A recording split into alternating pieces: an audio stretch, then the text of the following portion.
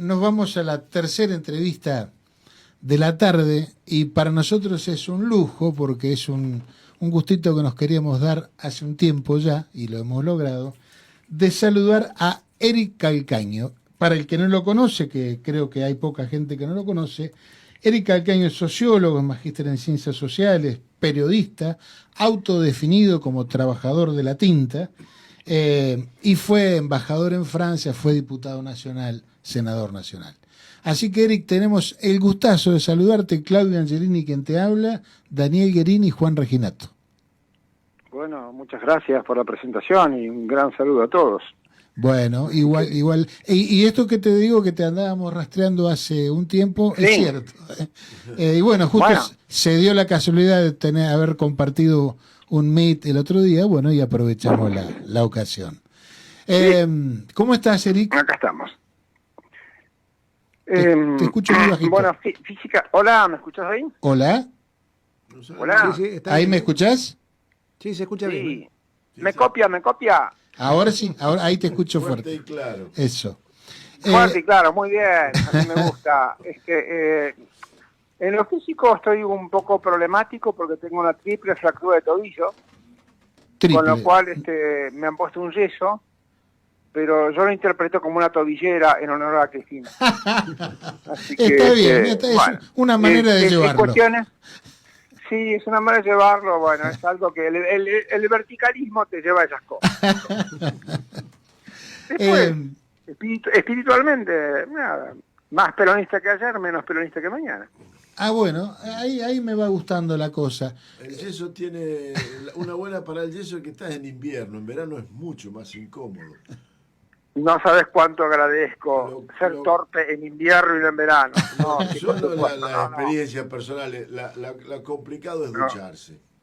No, Dios mío. La pata con la pata para afuera de la bañera. Yo le pongo film. Voy a la ducha y le pongo film. Después vemos qué pasa. Claro, correcto. No, está bien, no había film cuando yo, está bien. Era una bolsa de nylon que no se agarraban a nada, era complicado. Yo también hacía. Pero bueno, acá estamos. La cuestión, Eric, el otro día en ese Meet al que hago referencia, diste un panorama, por cierto, muy didáctico, muy entendible, de el panorama de política internacional y de cómo afecta a la Argentina. Digamos, es un momento de política internacional muy complicado, muy entreverado. Quisiera que comenzar con que me hagas si es posible, un breve resumen del despelote que hay en el mundo. El despelote que hay en el mundo, bueno. Es académico. Lo interesante es que siempre hay despelote en el mundo. Sí. El mundo es básicamente despelote. El asunto es cómo se gerencia ese despelote. Si se gerencia por vías políticas, diplomáticas, o si priman la pulsión imperialista, colonialista, violenta. Lo que nosotros observamos hoy es que un país que en 1949 tenía apenas el 2% del Producto Mundial, hoy está arañando el 30% de la riqueza mundial, que se llama la República Popular China. Uh-huh. Y que evidentemente es el eje central, creo yo, de lo que está sucediendo. Algo de lo cual los chinos también tienen conciencia, porque ellos mismos se llaman el imperio del medio. Es decir, que ellos conducen desde el centro.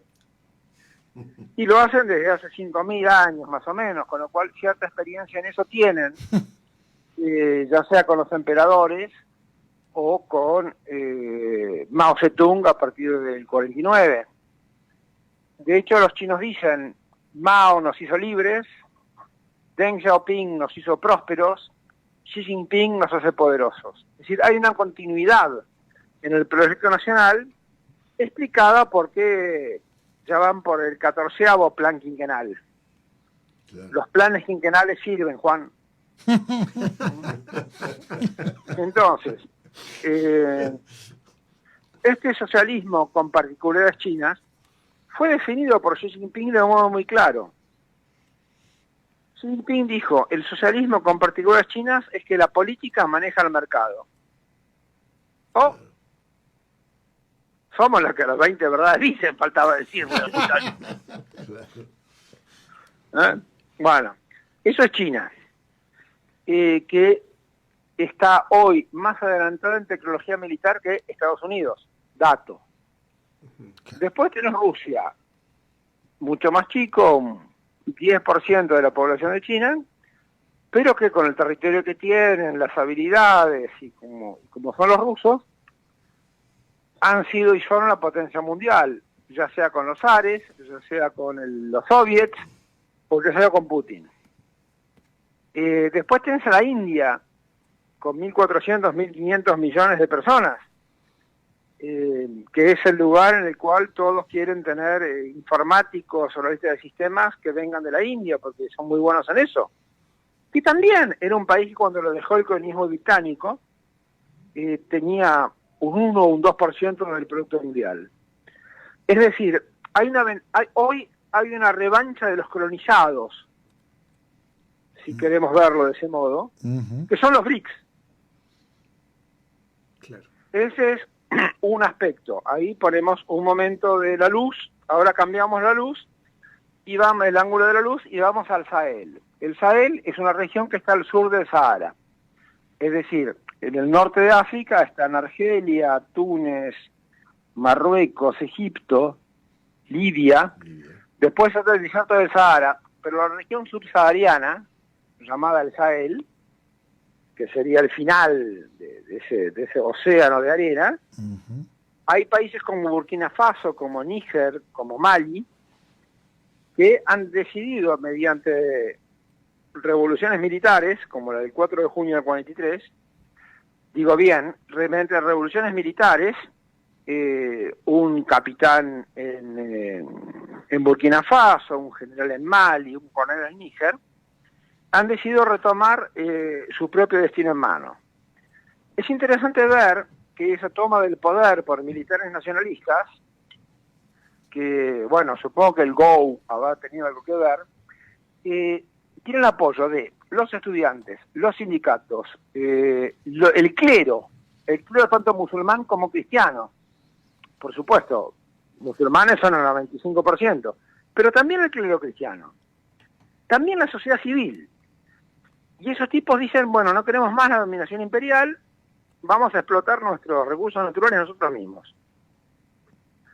Por supuesto que sorprende la sala más en París, tradicional potencia colonial, y en Estados Unidos. El capitán Ibrahim Traoré, ese negro peronista de Burkina Faso, ha nacionalizado los recursos naturales y ahora explota y manufactura el oro de Burkina Faso para el pueblo de Burkina Faso. Nos recuerda a Tomás Sankara, aquel patriota de fin de los años 80, cuyo máximo referente político era Ernesto Che Guevara, que dijo, o hay champán para pocos o hay agua para todos. Eso le costó la vida, por supuesto. Pero hoy, en el Sahel, vos tenés 3 países, Níger, Malí, Burkina Faso, que no son muy importantes, pero también tenés Senegal, con un presidente y un primer ministro panafricanistas. También tenés a Guinea, que se está adecuando a la situación. Costa de Marfil es el elemento imperialista que trata de joder y que financia a los fundamentalistas islámicos. Porque una vez que sacaron las tropas francesas, recrudecieron los ataques terroristas. Casualmente. Casualmente. Claro. Pero, y es muy interesante ver cómo el clero, que es muy importante en la sociedad musulmana, está muy estructurada en torno a eso, dicen que hay que pelear contra los fundamentalistas, que son el infierno, que son el demonio, y que el Corán no predica eso. No predica la muerte. Y es ataques contra los campesinos, es joder el tema de toda la reforma agraria, claramente son personas financiadas. Estoy hablando de las sucursales locales de Al-Qaeda, ¿no? Los máximos terroristas mundiales, o de ISIS, o del Estado Islámico. Bueno, claramente no se ve quién los financia y a qué intereses responden. Ustedes saben que los franceses, antes de irse de Burkina Faso, rompieron todos los autos y las maquinarias que tenían de las minas, claro, para que no la pudieran usar los burkinabés. Si no la sacamos nosotros, no la sacan ellos, claro. Pleno colonialismo. Claro. Y bueno, pero ahora Traoré, mi capitán, qué grande sos. Sí. Claro, esto no fue hace 50 años, esto fue hace muy poquito. No, sí, menos de un año. Este año, estamos hablando de los últimos 12 o 6 meses. Sí, además que quedó registrada la relación de las fuerzas de la Legión extranjera asociadas con los islamistas en la propia Burkina Faso. Por supuesto, además financian grupos separatistas. Entonces tenemos Oriente, digamos, Rusia, China, India por un lado. Tenemos esta revolución panafricana, que por supuesto está bancada por Sudáfrica y por otros países, Tanzania también. Es decir, en lo que es la constitución de la patria grande africana, que es muy importante también para nosotros. Y después vemos América Latina, y que resiste como gato a panza arriba cuando hay gobiernos que resisten. En el caso de la Argentina está claro que tenemos un elemento extranjero al frente del Poder Ejecutivo y que no hay nada que esperar de eso.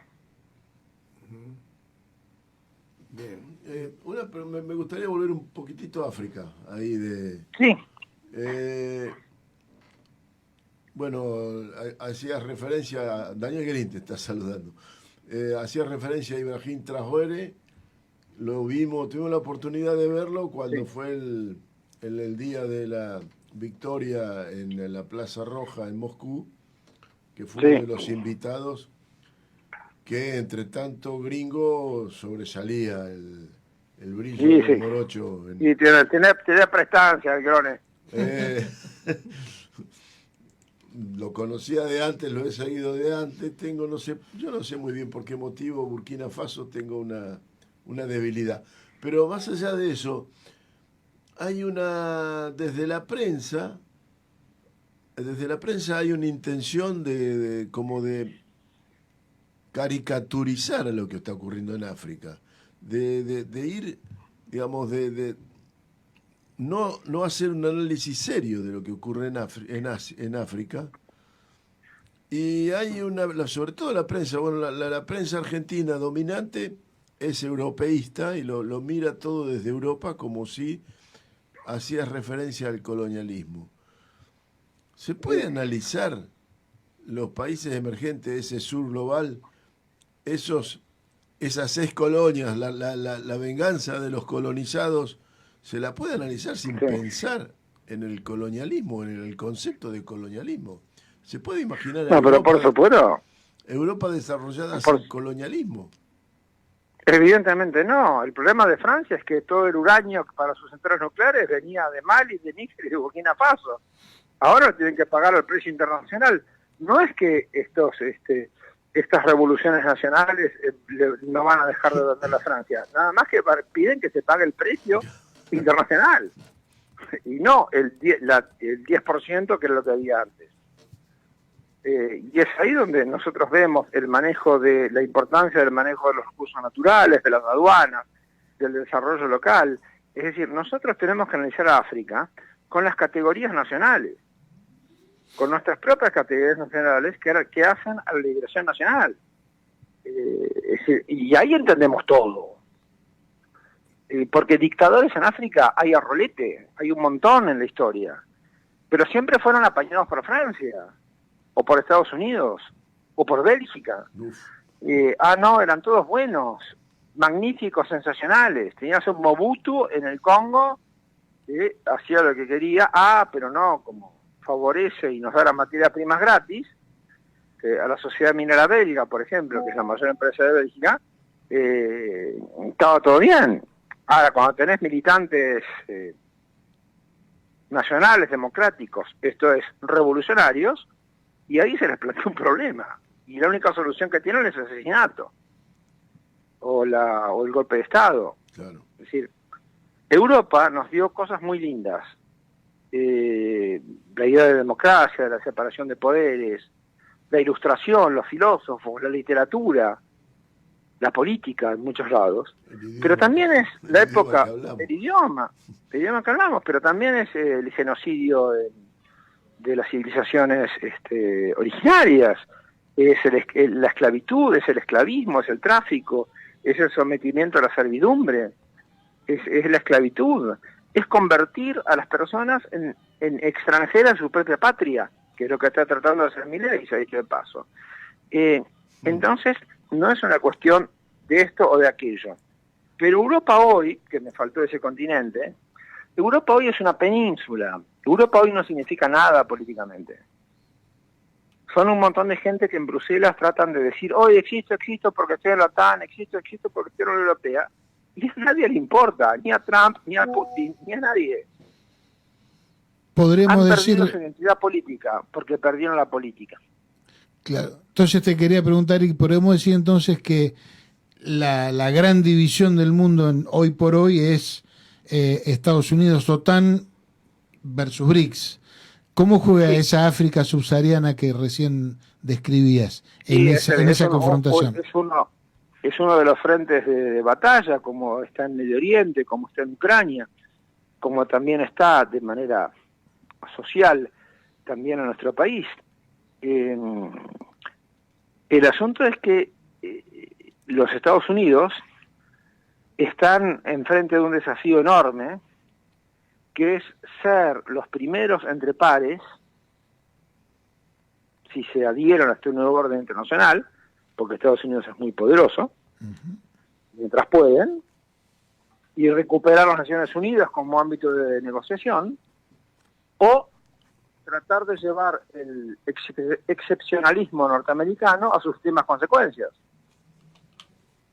Y eso creo que es un error para los Estados Unidos. De hecho, los Estados Unidos están embarcados en una guerra externa en Ucrania, porque claramente es una guerra de Estados Unidos contra Rusia, en el Medio Oriente, porque claramente Israel es nada más que la mano ejecutora de Estados Unidos. No es Israel el que maneja a Estados Unidos, es Estados Unidos el que maneja a Israel. Eso creo que tenerlo claro. Y también en el norte de África, todo lo que pasa no sucedería si Estados Unidos no siguiese con sus políticas imperialistas. Claro. Por lo tanto, es lo que decía José Martí, ese patriota cubano, que Estados Unidos es el gigante miope. Y hoy lo que vemos en Estados Unidos es un gigante con cabeza de barro. Y eso es lo preocupante para todos, y debería serlo sobre todo para los ciudadanos norteamericanos. Así que el mundo está en una encrucijada en la cual vos tenés países que van para el lado correcto de lo nacional, lo popular, la industrialización, la distribución del ingreso, y la unión regional, y otros países que van a favor de retener el poder de las oligarquías a cualquier precio. Bueno, miremos por la ventana. Claro. Desde el balcón miremos qué pasa. No, realmente si fuésemos... Bueno, pero si está en el balcón, por favor, que baile Cristina. No, que desordena el barrio.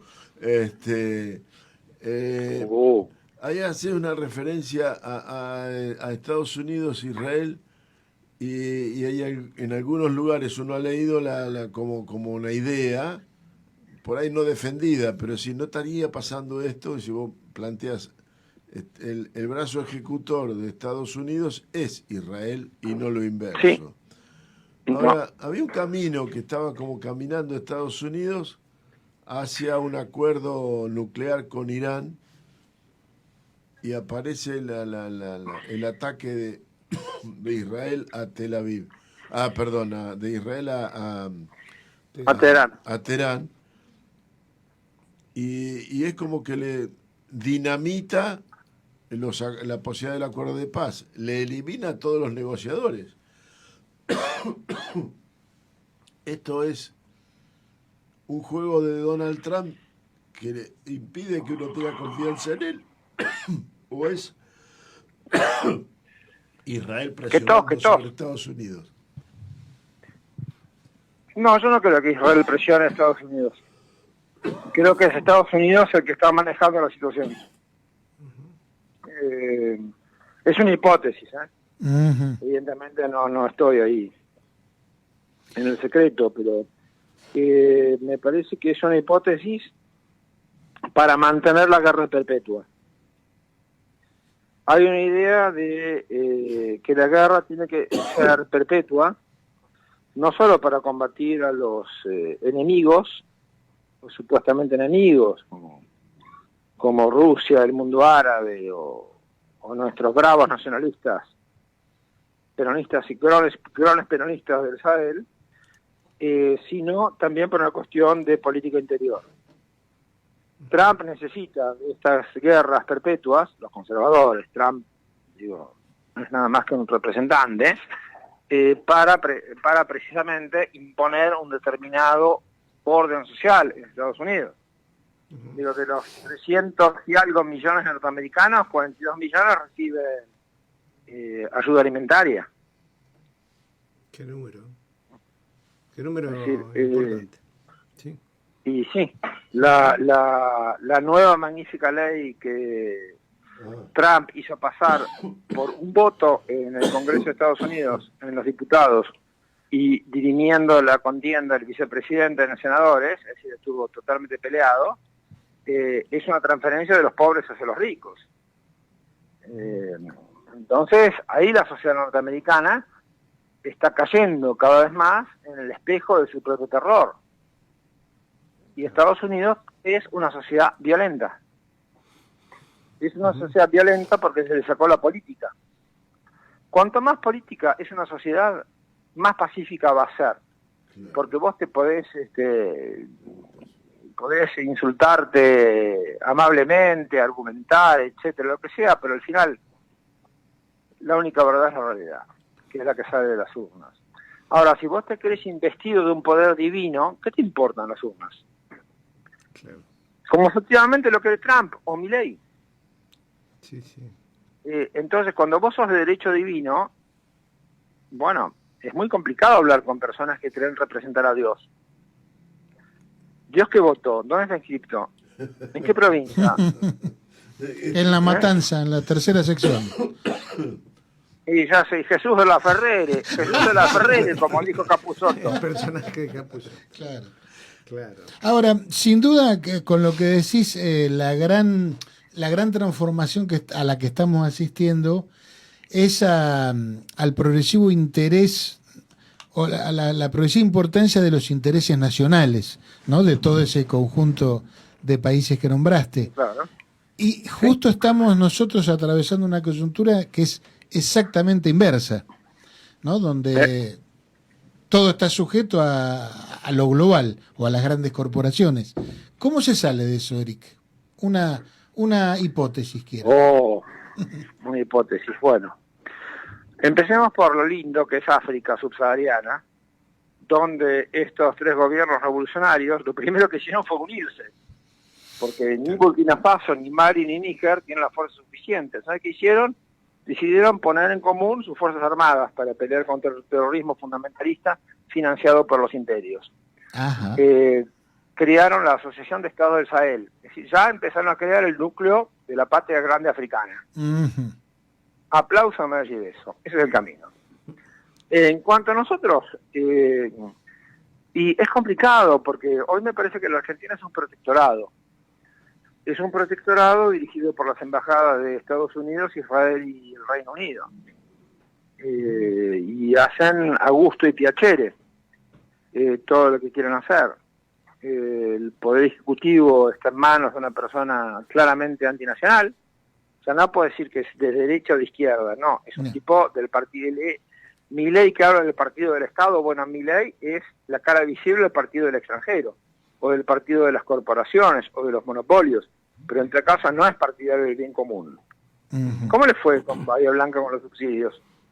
Y hay serios problemas con los subsidios de nación porque bueno, hay una gran cantidad que no se han dado, se han prometido y no se han dado.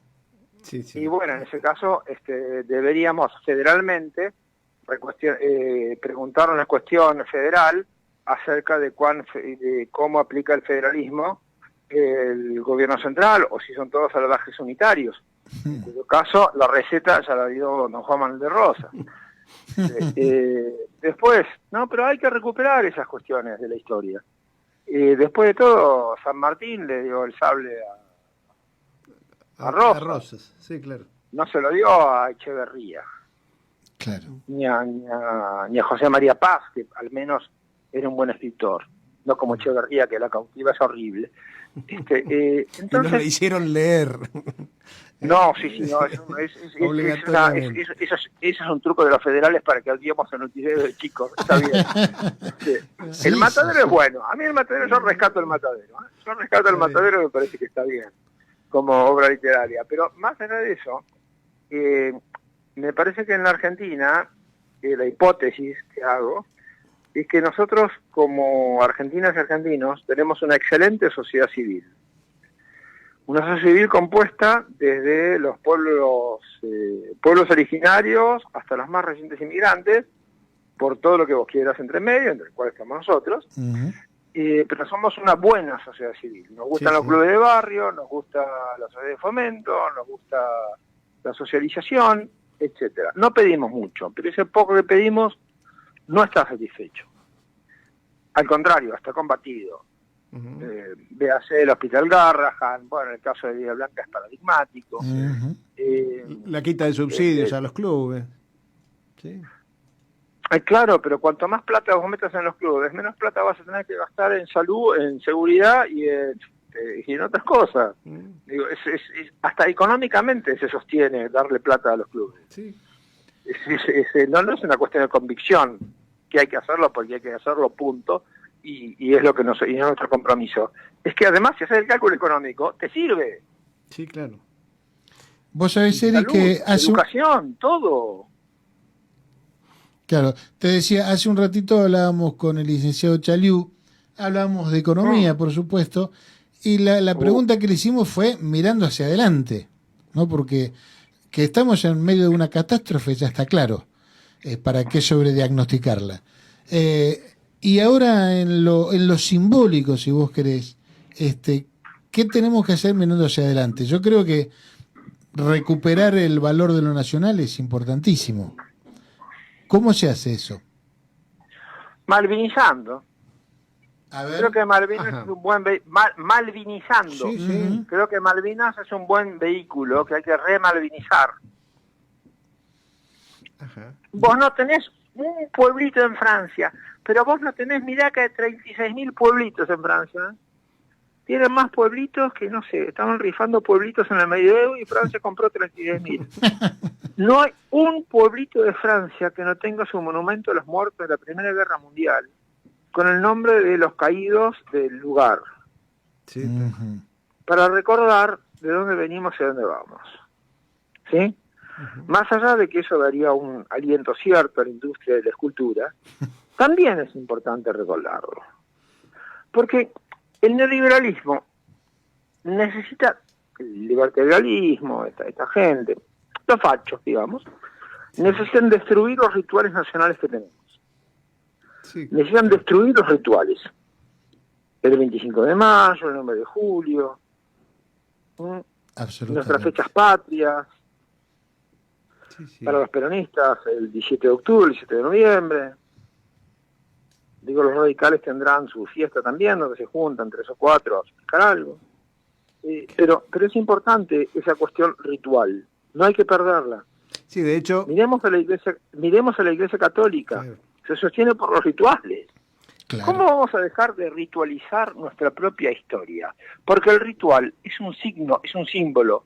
Es decir, Belgrano todavía está acá, San Martín todavía está acá. ujú, Y hasta cosa horrible que voy a decir, borren esto, hasta Sarmiento está acá, si querés, el 11 de septiembre. claro. No me importa, pero Sarmiento es Lenin comparado con Milei. Sí, claro. Y además definitivamente es parte de nuestra historia. No tiene no podemos sentido. borrarlo. Pero claro. Y no. Pero lo grave es que los peronistas somos los que tengamos que decir, no, che, Borges es importante, o sea, es importante. Claro. Sí, muchachos, Empújenlo ustedes, dale. Ellos- Sí, ellos, sí. ellos que no leyeron a Marechal en su vida. Mm. Eric, Yo no quisiera señor. terminar la nota, ya te hemos sacado un rato largo No, de por tiempo. favor, no se preocupen. Tengo Eh, una tobillera que no me deja Cierto que eso juega a favor nuestro. Caracterizaste la situación de Argentina hoy como de un protectorado. ¿Sí? El fallo de la jueza Presca en torno a YPF, ¿es una demostración de esa caracterización? Absolutamente. Fue necesaria la dictadura militar y 30.000 compañeras y compañeras detenidos desaparecidos para que se imponga el hecho de que la jurisdicción extranjera tenía más valor que la Argentina. Porque si nosotros nos reportamos a nuestra propia tradición jurídica, otra vez me hacen hablar bien de la generación del 80, son un asco. El Carlos Calvo, en 1863, ya había dicho que todo debía juzgarse en tribunales locales y no internacionales. Y muchos países retomaron la doctrina Calvo. Cuando reformamos la Constitución, porque habrá que reformarla, la doctrina Calvo, que dice que habla de la primacía de los tribunales locales, nacionales, y la doctrina Drago, que habla sobre la imposibilidad de agredir un país en caso de impago de deudas, deben pasar a ser parte de nuestro acervo constitucional, de nuestra identidad. Entonces, hay que recuperar todo eso. Claro. Hay una tarea muy importante de recuperación de la memoria, pero no para tener una cuestión fúnebre de todo Sí, eso, claro. No, o está. simplemente conmemoratoria, No es sino una nostalgia. cuestión del aquí y ahora. Claro. No es nostalgia. De futuro. No es nostalgia. Claro. Nuestro nacionalismo, como decía Jauretche, es el nacionalismo del padre que está, o de la madre, que está con su hijo en brazos. No es el nacionalismo del hijo o de la hija que llora frente a la tumba del padre. Es Eso me parece que es todo futuro. fundamental. La imagen Bueno. es fuerte. Bien. Sí, porque la otra vez charlábamos al respecto y uno puede implementar un plan económico que favorezca a las mayorías, está todo bien, pero si esas mayorías no tienen conciencia de la propia existencia y la propia historia, entonces nos estaría faltando Bueno, lo eliminar. pero claro, pero es una dialéctica. Cuanto más conciencia podamos difundir mediante la militancia, mejor. Cuanto más hechos de gobierno podamos hacer, mejor. Claro. Y una cosa retroalimenta a la otra. Si le sacamos a las empresas extranjeras o a las empresas locales monopólicas la producción y distribución de energía, entonces habremos hecho un gran paso adelante. De eso tenemos que hablar. No Sí. de atacar las consecuencias, sino de atacar las causas. Eso es lo que está en Absolutamente. juego. Firmo. Y eso es lo que me parece que el peronismo, no, pero eso me parece que el peronismo y otras fuerzas también tienen que tomar en cuenta, porque si es para llegar al gobierno, para hacer lo que hicimos el gobierno de Alberto Fernández, digo, y no, me voy a quebrar la otra pata. No, claro. Eso duele. No, claro. Y yendo al terreno político, Sí. ¿cómo ves la construcción de esa unidad necesaria, pero que se ve vidriosa, por momentos contradictoria, por momentos rara? Uno de acá un poco Sí. de lejos y después de que nos pasó el agua, algunas cosas las entendemos menos de la que entendíamos antes de la pasada de agua. ¿Cómo ves esa construcción? No sé, yo supongo que toda la ciudadanía de Bahía Blanca debe estar en las plazas discutiendo cuál es el orden que tiene que ir tal lista en tal sección, quién No. va en la cuarta, quién va en la quinta, ¿no? Debe estar totalmente Preocupadísimos. electrizada la opinión pública, a ver si es Axel, si es Máximo, si es Massa. Claramente es el tema que nos ocupa en nuestra época, es civilizatorio. Mira, ironía aparte, me parece, yo soy un poco viejo ya, pero me parece, había una época en la cual cuando había un problema en peronismo se resolvía entre cuatro paredes, entre las personas que estaban involucradas. Sí. Y después se salía con una solución, o si no, nos tirábamos sillas en algún congreso, bueno. somos peronistas, digo, no somos académicos Sí. de la Real Academia Española, por el amor de Dios. Tenemos sangre en las venas. Y me parece que el alejamiento de la dirigencia, de los dirigidos, es lo que ha abierto la puerta a que la intermediación entre la élite y el pueblo no sea la política, sino sean los medios de comunicación, Claro. las empresas monopólicas, pero eso también es gran responsabilidad de la política, que prefirió, o nuestra política, o nuestros dirigentes, que prefirió acomodarse antes que ir hasta el fondo de los asuntos. Y el peronismo, si no va al fondo, no es peronismo. Está todo bien, o sí, puede ser peronismo también, lo fue en los 90 de hecho, pero no es el peronismo que queremos, y sobre todo no creo que sea el peronismo que necesita la Argentina en este momento. Gildo Infran ganó por el 70% en Formosa. Sí, ¿Por qué?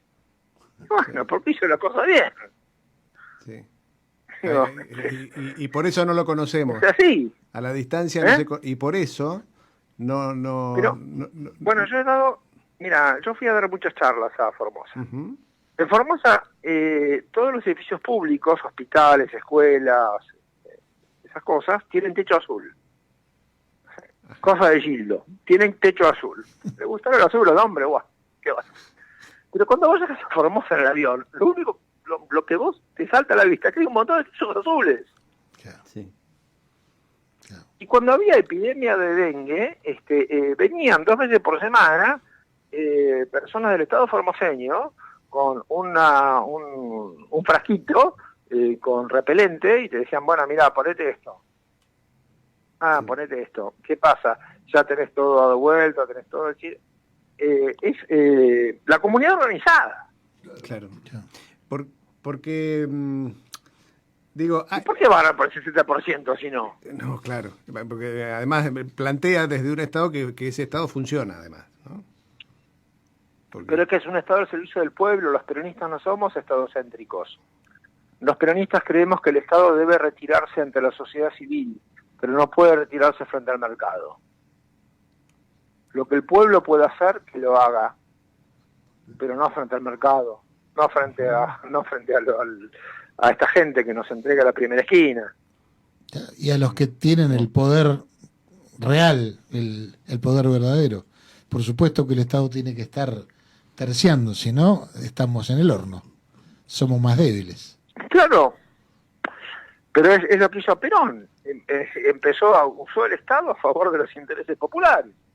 Ahora hay un peón que es famoso por sus posteos que lo echaron porque estaba en negro.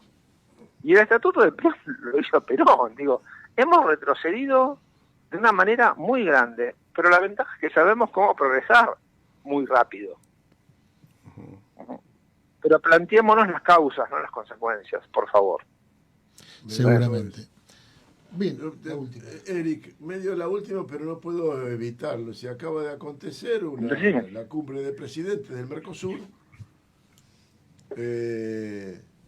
Una reflexión cortita sobre lo que fue yo rescaté lo que leí, escuché el discurso de Lula y leí el discurso de Milei. No lo escuché deliberadamente porque me da cosita. Pero lo leí en la prensa. No, mi médico me lo prohibió. Sí, algo de eso. Yo tengo turno mañana, pero bueno.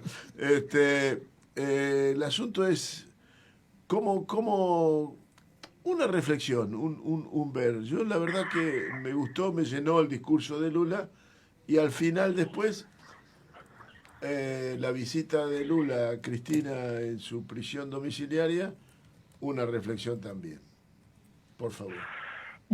Bueno, muy rápido, diría que para desgracia de la oligarquía, los únicos barrotes que tiene Cristina son los de su balcón. Ja, ja, ja. Y que bueno, el peronismo se perfecciona y en vez de tener que ir a Puerta de Hierro o a Gaspar Campos, la tenemos acá. Así que Claro. siempre es bueno. Por otro lado, con respecto a Lula, me parece bien. Lula es un gran estadista y sabe cómo jugar. Lula es un eximio jugador de billar, por lo tanto puede hacer jugadas a las bandas que quiera y sabe pertinentemente que lo que hizo hoy tendrá sus frutos mañana. Claro. Por lo tanto, es una luz de esperanza que nos dice Lula: Argentina, te esperamos. Bien. Sí, porque y eso es bueno. muchas veces nos preocupa decir, bueno, ¿y cómo volvemos de todo este desastre? Bueno, pero si hay alguien tan importante esperándonos, entonces eso da esperanza. Hay un montón de gente que nos está esperando.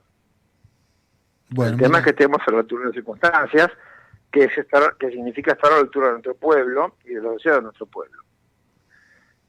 Por lo tanto, creo que el tema va a ser qué vamos a hacer cuando este programa económico se caiga como un piano, porque divide el endeudamiento, como la dictadura militar, como los 90, como el gobierno de Macri. Bueno, pero la próxima vez, por favor, no cometamos los errores o las omisiones de las veces anteriores, porque acá se está juzgando la existencia de la patria. sí, ni más ni menos. Sí. Bueno, Eric, Bueno. La nota entonces se va a titular "Hay un montón de gente que nos está esperando". Me encantó. Te queremos... Nosotros también estamos esperando. Sí, seguro que sí. Te queremos agradecer. No, a ustedes. Ha ustedes, sido ustedes. una alegría y pronto nos volveremos a encontrar para ¿Cómo no? alguna actividad. ¿Cómo se llaman los contenidos? Es La Grapa Contenidos. Es Bueno, a ver si productora. ¿Cómo? a ver si mandan una. Entonces, Pero- a ver si cómo mandan no, una grapita. sí. Como no, nos hemos especializado en, Vamos en algunas a variedades. aprovechar a contar. Sí, la reunión inaugural de la Grapa Contenidos se hizo, somos 5 integrantes, se hizo bien.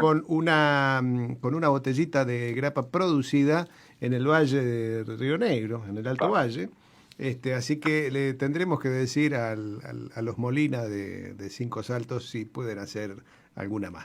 Y si, Sí, la, por ¿Cómo favor. no? si la pidió Por favor, Calcaño. por pero- favor. Yo creo que No, pero acá Le con el vamos. frío que hacen acá en Cava, querido. Sí, y con un tobillo roto encima, Le ni vamos a hablar. mandar una grapa entera al compañero. ¿Cómo? Muy bien. Te mandamos Por un favor. abrazo enorme, Eric. Muchísimas Enorme, gracias. y muchas gracias a ustedes, Muchas compañeros. gracias, Gracias. abrazo.